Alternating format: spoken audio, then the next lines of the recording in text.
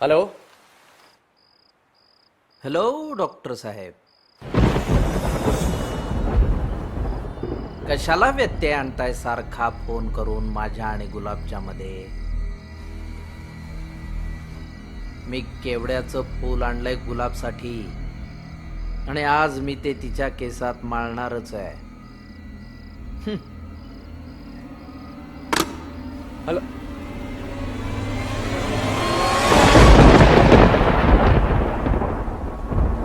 वामन, काय साहेब? कामत कुठे आहेत? दुपारपासून दिसले नाही साहेब मला.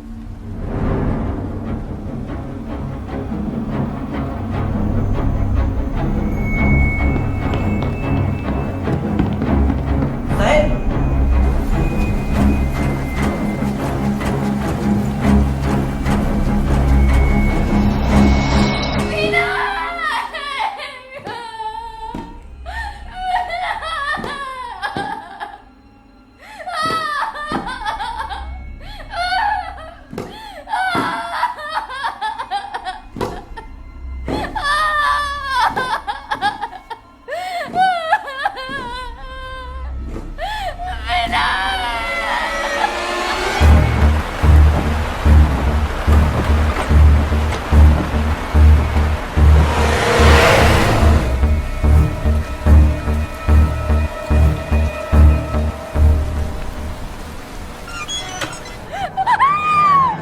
गुलाब, आता आपल्या दोघांच्या मध्ये कुणीच नाहीये.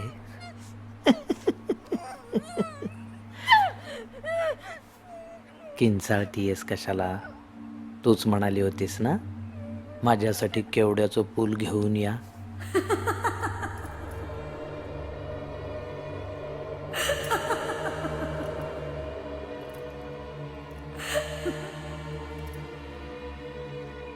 गुलाब,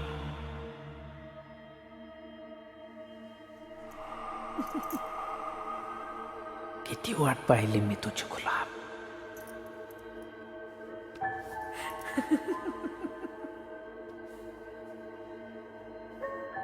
तुझ्या भेटीसाठी मी किती आतुरलो होतो गुलाब.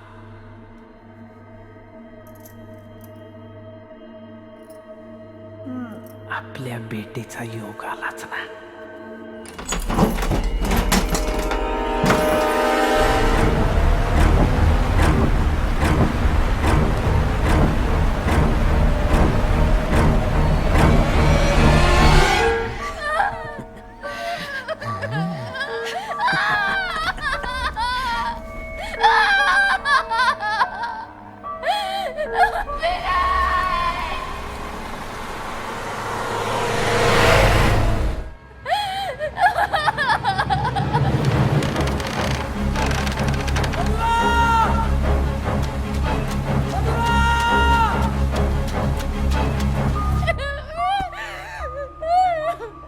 हा डॉक्टर सारखा व्यत्यय आणतोय आपल्या दोघांमध्ये. आता मी त्याला ठारच मारून येतो.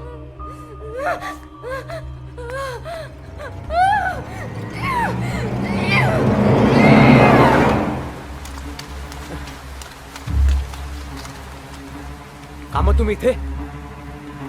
मधुरा, माझ्या आणि गुलाबच्या मध्ये कशाला येत आहे डॉक्टर? डॉक्टर,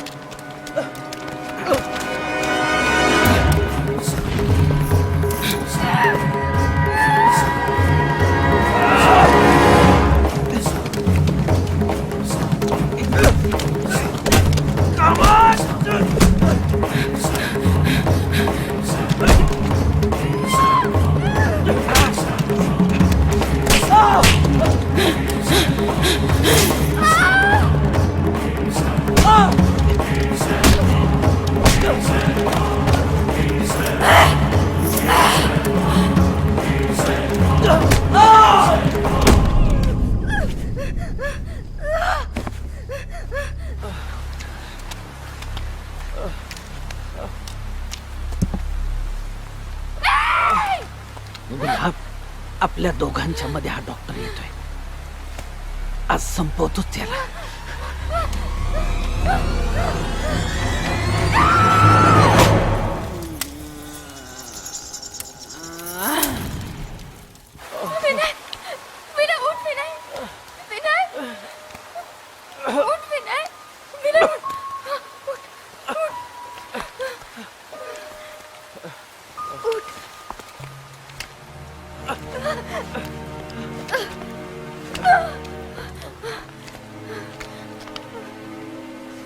मी ठीक आहे. मला काही झालं नाही. मी ठीक आहे. मला काही नाही झालंय. मी ठीक आहे गुलाब. गुलाब, आपण एकत्र आहोत. आपण एकत्र आहोत गुलाब. आपण एकत्र आहोत.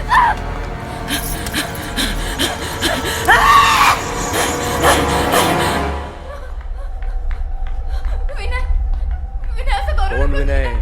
विनय, विनय, विनय तू माझा नवरा आहेस. कोण विनय? कोण विनय? मी साहेबू आहे. मी तुझा नवरा आहे गुलाब. साहेबू, तुझा नवरा आहे मी गुलाब. केवड्याचं पान घेऊन आलो मी गुलाब. केवड्याचं पान घेऊन आलो मी गुलाब. मी तुझा नवरा आहे गुलाब.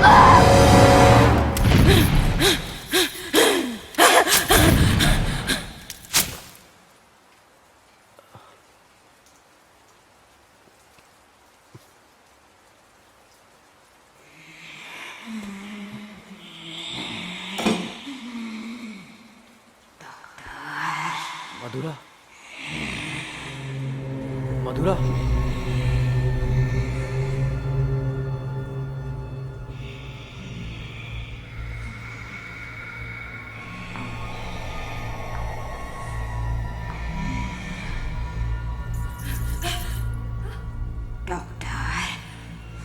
बाईसाहेब असं करू नका. तुमचा नवरा मरेल. तेच तर हवंय मला.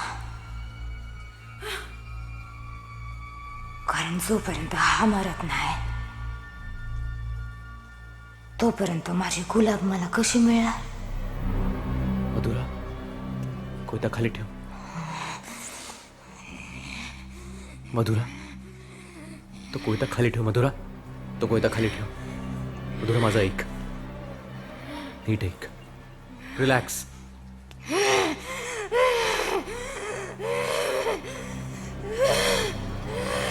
तो कोयता खाली ठेव.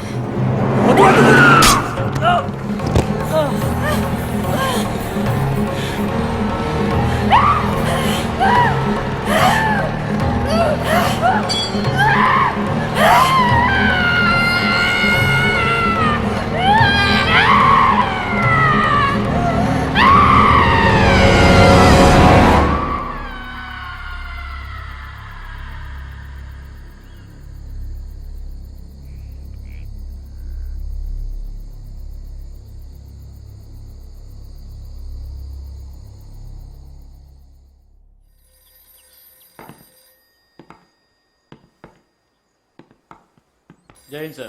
जय हिंद. जय हिंद सर. जय हिंद.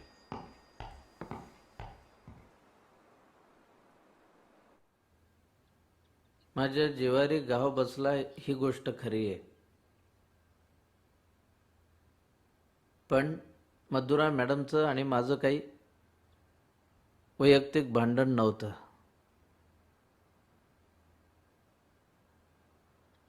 साहेब, माझ्या अंगात साहेबू आला ही गोष्ट खरी आहे.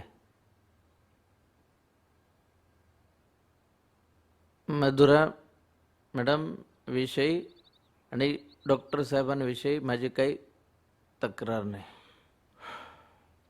काहीच तक्रार नाही.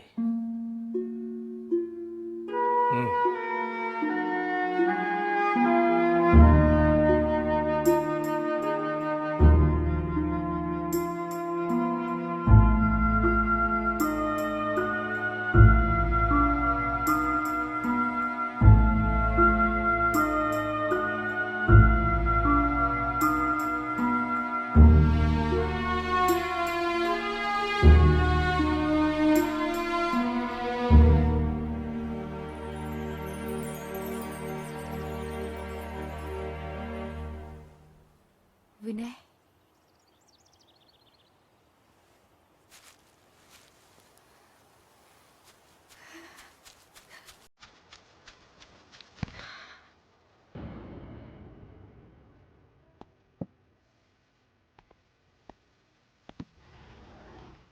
मधुरा, मोकळी हो. विसरून जाते सगळं. केवढा सुंदर प्रदेश आणि केवढी नेगेटिव्हिटी. मधुरा, तुमचा अजूनही विश्वास बसत नाहीये ना?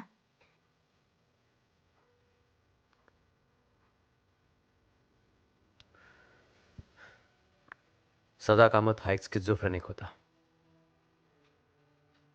यात माणसाचं व्यक्तिमत्व तू भंगत. अनेकदा त्याला मी थोडं दुखावलं होतं, त्याच्याशी स्ट्रिक्ट वागलं होतं, त्याला फायर केलं होतं. त्यामुळे त्याचा अहंकार दुखावला गेला होता.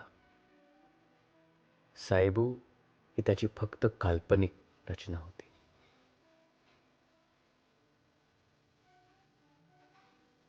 आणि बायजम्मा? भोळ्या बाबड्या गावकऱ्यांवर दहशतीनं सत्ता हवी होती तिला. लोक तिला सतत दचकत राहावे हे तिला हवं होतं. आणि ही तिला सर्वात उत्तम संधी मिळाली होती. माझे नेगेटिव्ह कसे जळाले? Silver nitrate. फिल्ममध्ये सिल्वर नायट्रेट असतं, ते पेट घेऊ शकतं. आणि तुमच्या अंगात सायबू आला होता ते? तसं काही झालंच नाही. ते मी एक नाटक केलं होतं. तू जेव्हा सदाला मारलंस त्या क्षणी मला एक युक्ती सुचली. माझ्या आणि सदाच्या मारामारीचे पुरावे वरचढ ठरले असते आणि आपण दोघेही अडकलो असतो. तू खूप व्हायलंट झाली होतीस आणि तुला वाचवण्यासाठी त्या संधीचा, त्या परिस्थितीचा फायदा घेणं गरजेचं होतं. तू मला मारलंस आणि आपली बाजू भक्कम झाली.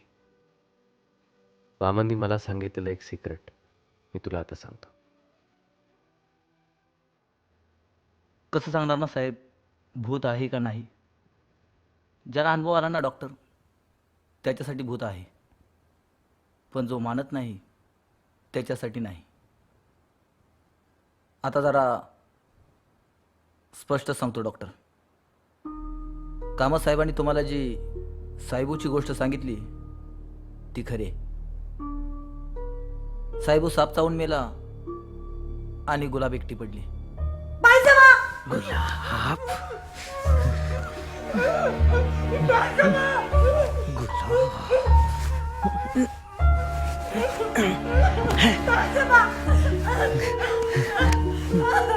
गुलाब बायजमा!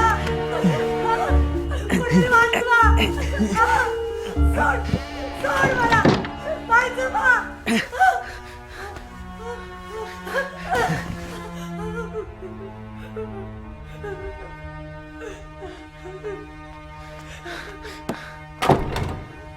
गुलाब आजारी होती. मी औषध घेऊन गेलो होतो. त्याच्यानंतर गुलाब कोणालाच दिसली नाही. कुठे गेली कुणालाच माहीत नाही. डॉक्टर, तुमच्या आधी जे एक डॉक्टर होते ना, त्यांची मिसेस मगाशी दार वाजवलं, कोणी उघडलं नाही म्हणून समोर गेलो, तर तेवढ्यात दार उघडल्याचा आवाज आला म्हणून परत आलो. बघतो तर दार बंद म्हणून पुन्हा वाजवलं. बायजम्माची तब्येत बरी नाही. हो का? तिची तब्येत बरी होईपर्यंत ही माझ्या घरची चटणी भाकरी. माझी बायको खूप छान स्वयंपाक करते, तुम्हाला आवडेल तो. तुम्ही खूप छान भरतकाम करता असं ऐकले. हो. मला पाहायला मिळेल? हो, या ना आत.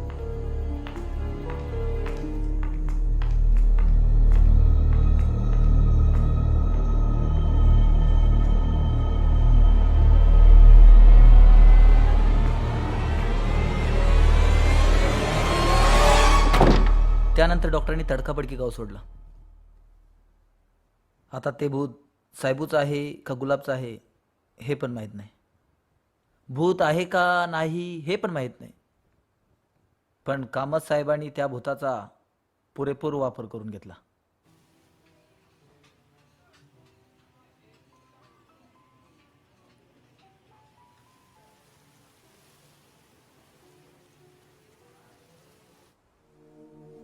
साहेबू प्रकरणाचा तुझ्यावर खूप परिणाम झाला होता.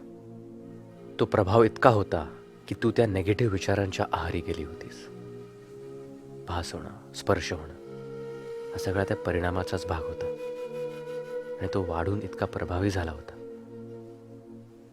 की तुला एक एक क्षणी वाटलं की साहेबांनी तुला झपाटले. Hysteria is a medical condition ज्यात माणसाचा स्वतःवर ताबा राहत नाही. तू हिस्टेरिक झाली होतीस. त्या सगळ्या वातावरणातून आपण आता दूर आलोय म्हणून तुला बरं वाटू लागलं. असं नाही की त्या गावात पुन्हा ती घटना घडणार नाही. सदा कामतचा आजार पुन्हा बळावू शकतो, पण आपण आत्ता आपल्यापुरते त्यातून बाहेर पडूया.